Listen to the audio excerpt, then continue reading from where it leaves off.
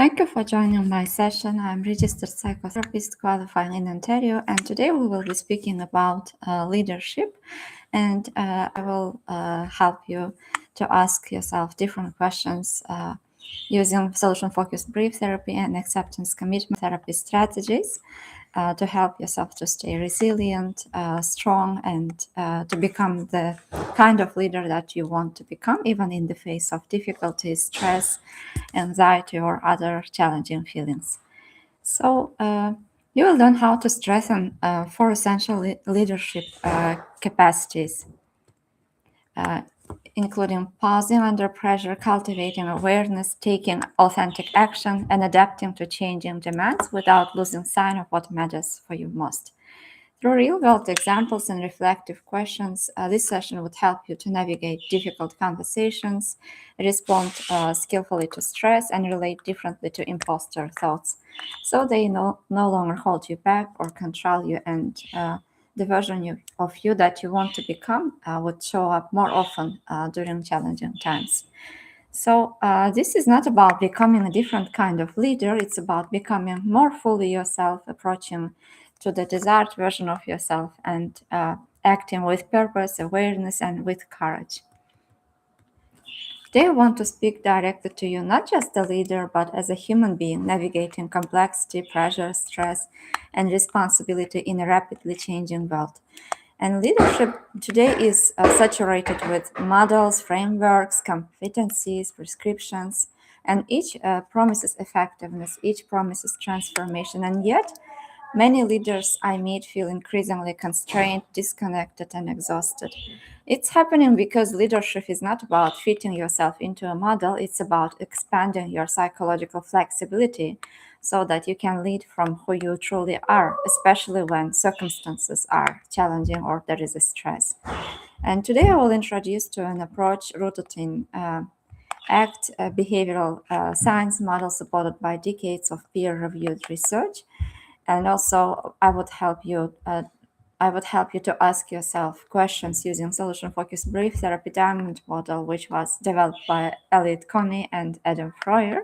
And we'll explore how these strategies can help you cultivate authentic leadership by strengthening four essential capacities: the ability to pause, your awareness, increasing your awareness, and taking authentic action, and adaptability. So we'll also explore how foster psychological safety, navigate difficult conversations, prevent burnout, and relate differently to imposter thoughts that you might have.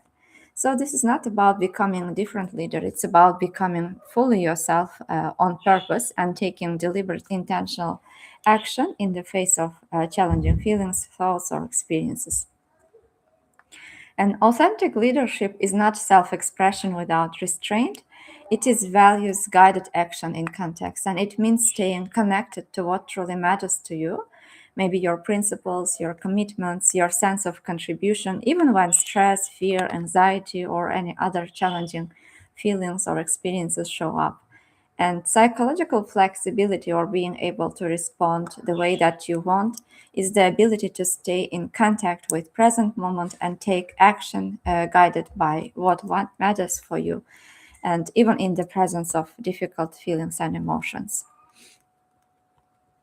So one of most powerful leadership tools is being able to pause. Research shows that much of human behavior runs on automatic processes.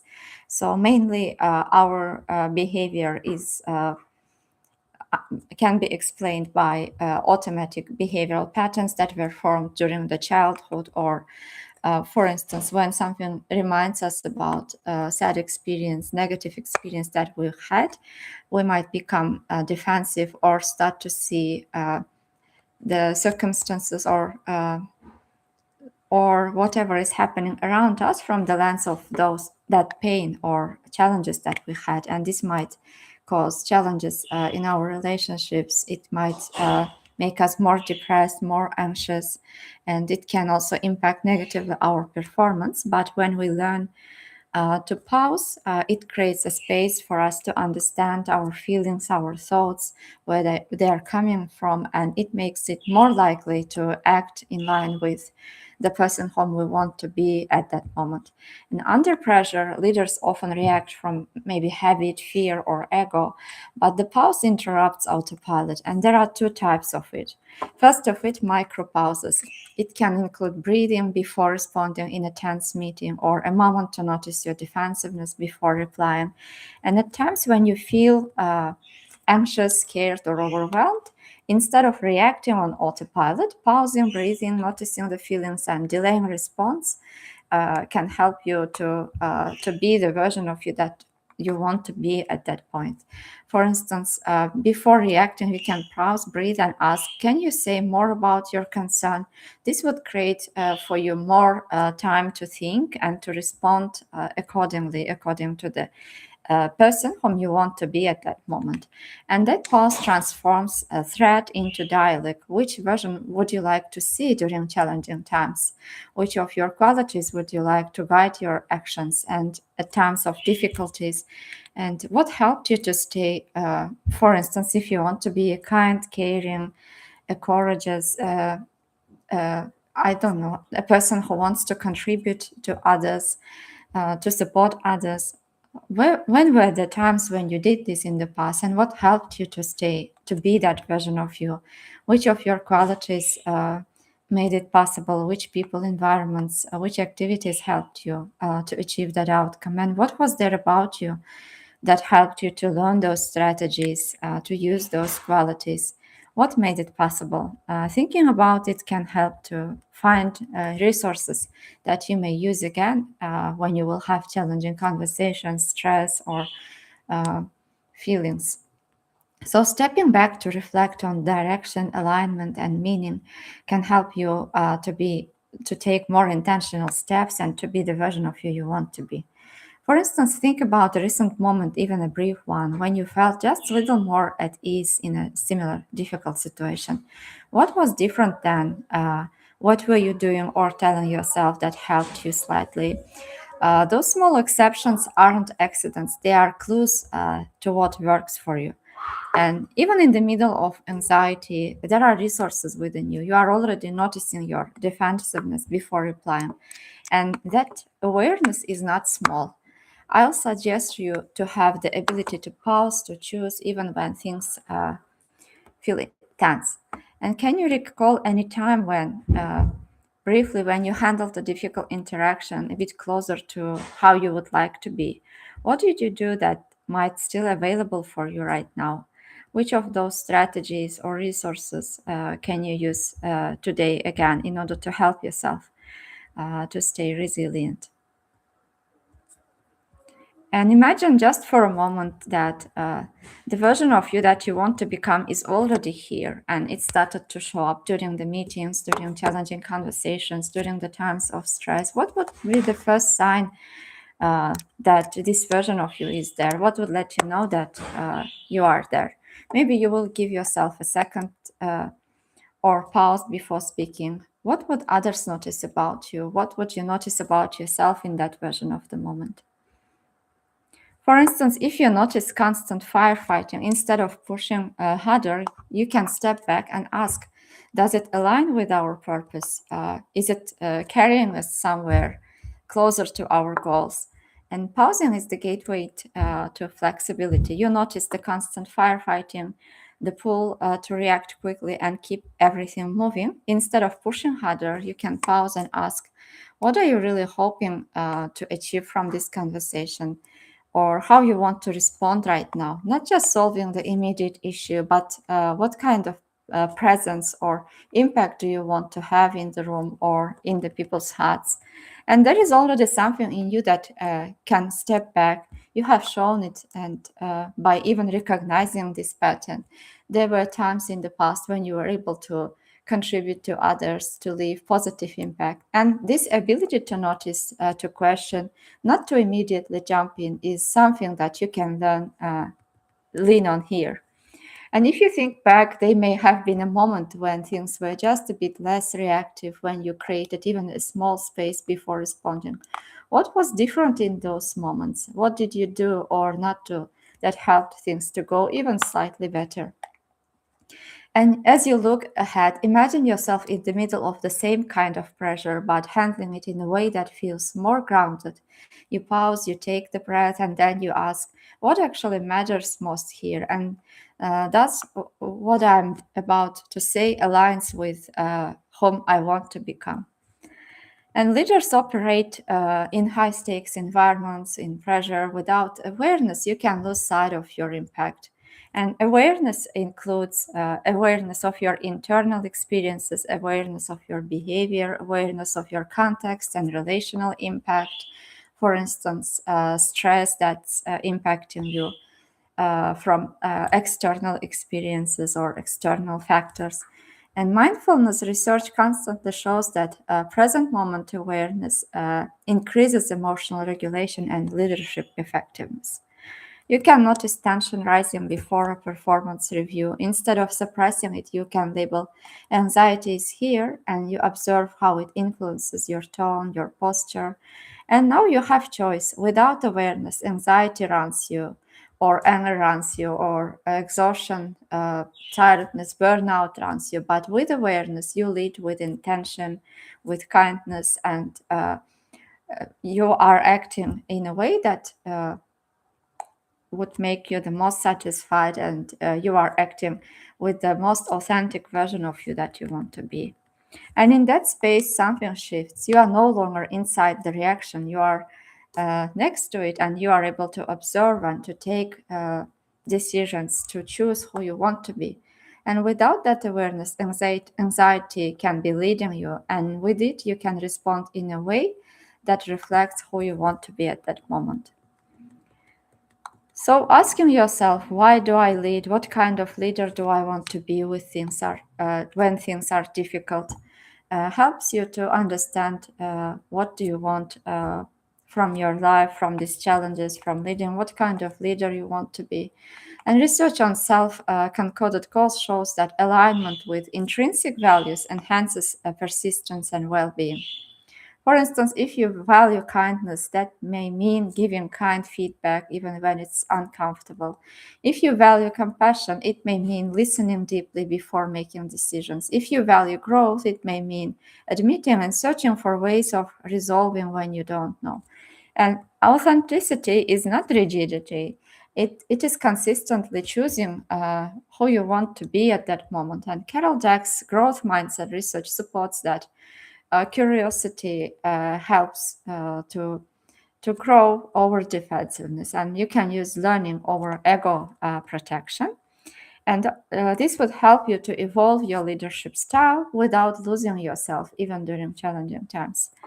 And this helps leaders pause when they feel criticized or challenged, or feel stressed, or feel under pressure and anxious. For instance, when you feel defensive, overwhelmed, tired in a conversation or in a situation, what are you afraid might be true the most? What might be the person be seeing that you are not seeing yet? What can be other perspectives here that you are not aware of? If you were curious instead of defensive, what questions would you ask? What information could you learn here that might improve your leadership, that could help you to cope and deal better with stress? And how would you respond if you believed feedback was meant to help you grow? What skill might you need to develop here? How could this challenge strengthen your leadership in long run? And leadership contexts shift constantly. People are changing, situations are changing, circumstances are changing, market teams evolve, crisis emerges, and adaptability is one of important features that we need to develop in order to be able to lead even during these changing circumstances, and to adapt to different circumstances. And adaptability is not abandoning values, it's adjusting behavior in service of values. Psychological flexibility research shows that strong links to resilience and performance are higher in people who are able to adapt their approaches and be flexible in different situations. And for instance, if you value empowerment, But in a crisis, your team needs a clearer direction.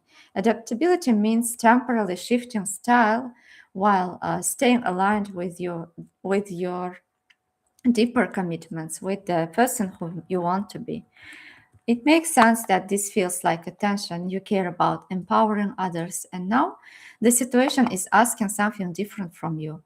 So, as you step into this moment, what are your best hopes for how you lead your teams through this crisis? Who you want to be at this moment? What impact do you want to have? What influence do you want to have during challenging situations? And while still being the kind of leader you want to be, for instance, what would you notice if you were already being a kind, contributing, courageous, a peaceful version of you that you want to be? And even here, your values haven't disappeared. Even during the stress, we are too much focused on anxiety, on overwhelm, on stress, on the problem. But that kind, that creative, calm, kind version of you hasn't disappeared. You just shifted your focus. Your focus is right now on the problem and on the things that might go wrong, but that creative, kind version of you is still there. And when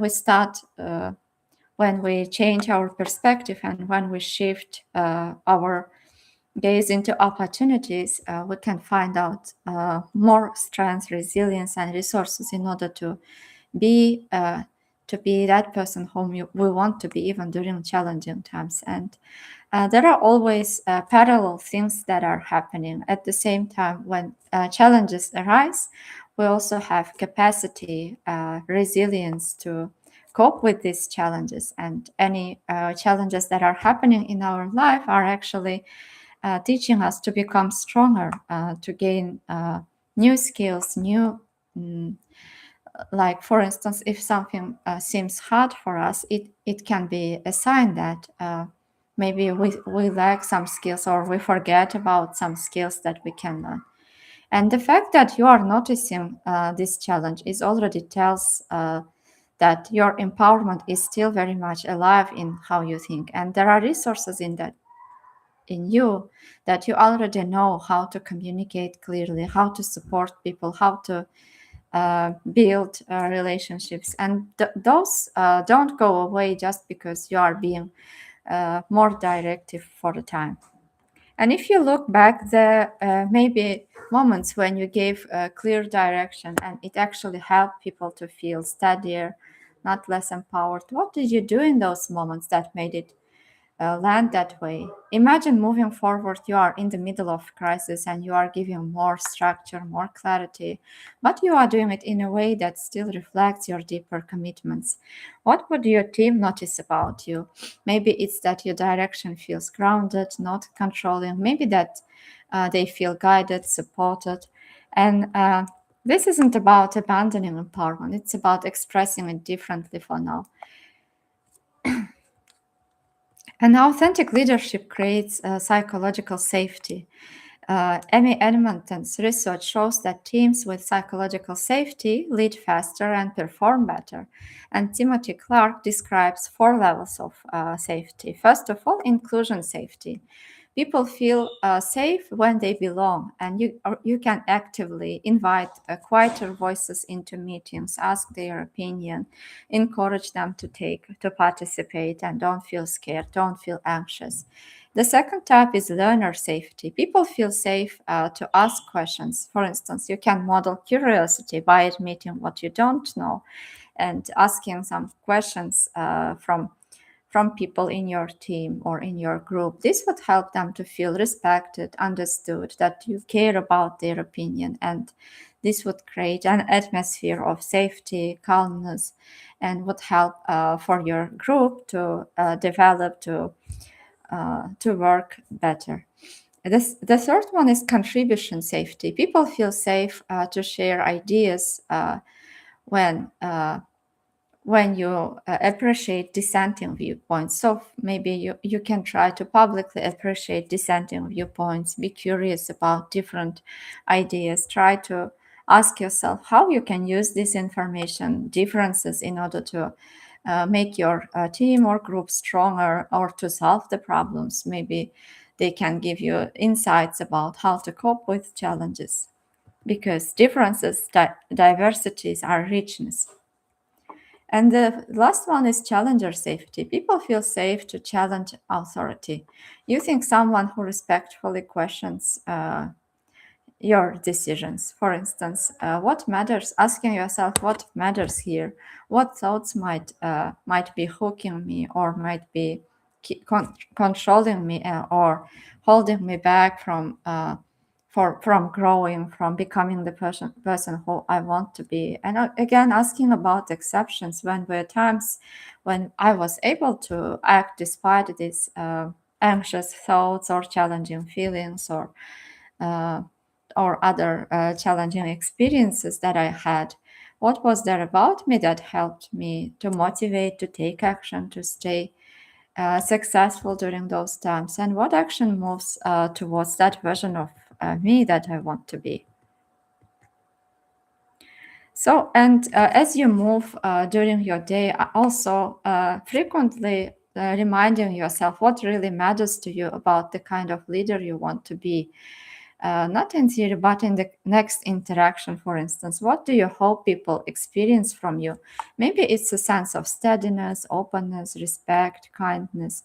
And at the same time, it's completely natural that certain thoughts will try to pull you back. Maybe you will have some thoughts. I need to have all the answers before acting, before starting. I can't lose control here, or this will reflect badly on me. So, if you can notice those as just thoughts and show up under stress, our not instructions you have to follow. The fact that you can observe them already gives you some room. And from there, we get to choice. What is one small action that moves you towards the person whom you want to become? And so, what we have discussed so far, these are the strategies that might help you to find your resilience, your resources, and what might help you to become the person you want to be. And there are small but directly built layers of safety, of belonging, learning, contributing, and even challenging without you needing to force anything. And if we connect this back to your own experiences, there have likely been moments where your presence helped someone feel just a bit safer to speak or to think out loud. What were you doing in those moments that you could bring into the situations in the future? You don't have to get this perfect, you don't have to know all the answers. Psychological safety grows through consistent signals, not a flawless leadership. And even under stress, you are already showing the most important piece. You are paying attention and choosing how you want to show up. And oftentimes, I hear from people, even if they are successful, they might have some imposter thoughts about themselves. Imposter thoughts can show up even in people who are doing meaningful high level work. So rather than trying to get rid of these thoughts, we can get curious about what's already working alongside these thoughts, and what we are already doing when these thoughts show up, what helps us to keep going, to succeeding. And as these thoughts appear, you might pause and notice what are your best hopes for yourself in this moment, even with this thought present. Maybe it's to stay engaged, to contribute, to lead in a way that reflects who you want to be. Or the fact that you can notice these thoughts, for instance, I'm a failure, things will not get better, things will not change, this will never change. And this already says that something important about you, that you are able to notice the thoughts, that your awareness is very high. It means there is a part of you that isn't fully caught up in these thoughts. And this awareness is a space and a place of resource, of taking action. It creates an opportunity for you for change. And it shows, it's an evidence that the change is already happening at that moment. If you think back, have there been times when the same thought showed up and yet still you moved forward in a way you felt good about yourself? What did you do in those moments that helped you to keep going? Imagine a near future that thought still visits you, but it has less influence over you. What would be the first small sign of it? How you would notice that something else is filling the space of doubts, Would it be a courage? Would it be a love, kindness? Would it be care? Would it be respect for humanity? Maybe you hear it and continue speaking anyway, or you shift your attention back to the conversation instead of story. So the goal isn't to eliminate, to delete the thoughts, to suppress the thoughts or feelings, but it's to build on the parts of you that already exist and how to respond in a way that fits with whom you want to be, whom you are becoming at that moment. You can carry doubt with you while still moving towards your goals. And courage is not the absence of insecurity, it's valued action in the presence. Authentic leadership is not about perfect confidence, it's about psychological flexibility, pausing under pressure, cultivating awareness, acting from what matters, adapting to different contexts. It's about building psychological safety, having conversations that fits and that helps to to bring more the version of you want to be. It's protecting your well-being and making space for imposter thoughts and taking action anyway. And when leaders start to move this way, they create culture of trust, learning, meaning, development, growth. And you don't need another model to become someone else. You need the flexibility to become more fully you, to understand better uh, your resilience, your features, and versions of you that you already have that you want to show up more often. And this would help you to lead with purpose, to lead with awareness, and to lead with courage. And then when the doubt shows up, you can thank your mind, you can remember who you want to be at this moment, and you can keep moving to what matters. And that is called authentic leadership. I hope this conversation session was useful for you. If you have any questions about leadership, about solution focused brief therapy strategies, acceptance commitment therapy strategies related with leadership, leading, you're always welcome to come to sessions or leave your questions in the comments.